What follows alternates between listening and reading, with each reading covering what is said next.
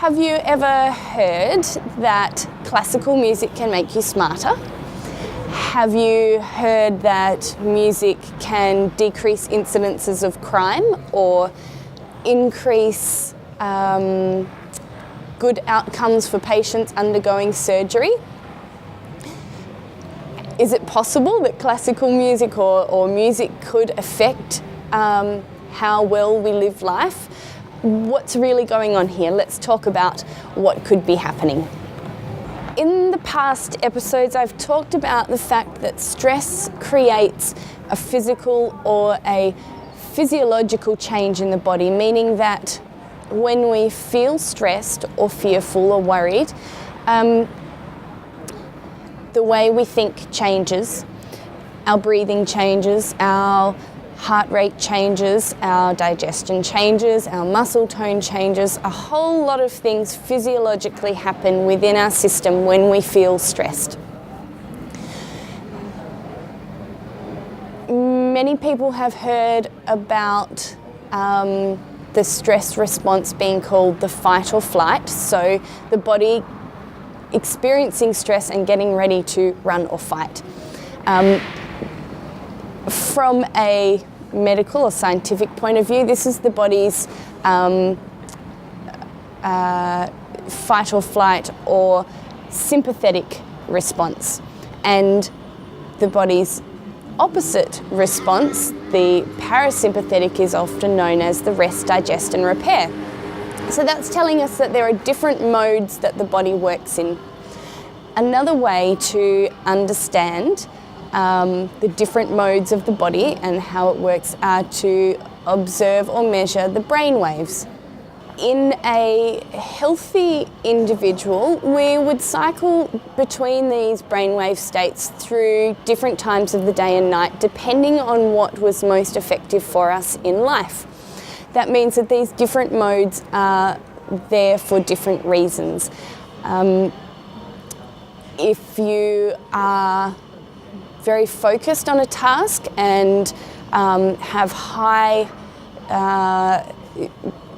brain activity, thinking a lot about something, wanting to calculate or work something out, then your brain will most likely be working in the beta brainwave state.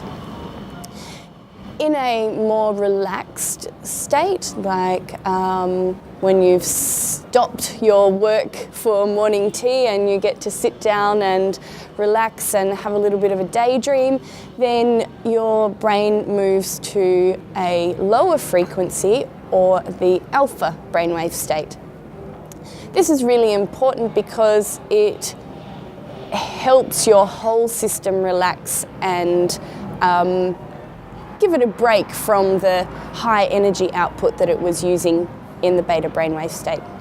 Alpha brainwave states are often associated with meditation. Just closing your eyes help your brain move into an alpha state, and many scientists believe that the alpha brainwaves help a person link their unconscious thoughts with their conscious thoughts. An even lower frequency of brainwave states are the theta states. In theta states, we have enhanced levels of creativity, and theta states help us to be relaxed and focus within and access new ideas and new thoughts and new possibilities. The fourth of the brainwave states are the delta brainwave states, and this is the state that your brain is in when you are asleep. So it is the lowest frequency, and it is the time for your body to be healing and resting. I mentioned before that playing classical music can have an effect on how smart you are, or might have an effect on crime or the outcomes of surgery. There are lots of studies that look into this amazing phenomena, and what we think is happening is that there is an entrainment or a rhythmic matching of brainwave states to the rhythm or the tone that music creates. So you might have noticed that some music makes you feel very relaxed and chilled out, and other music might make you feel more energized and uplifted.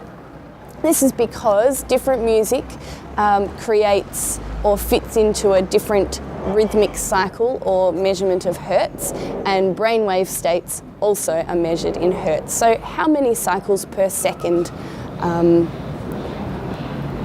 the wave moves through.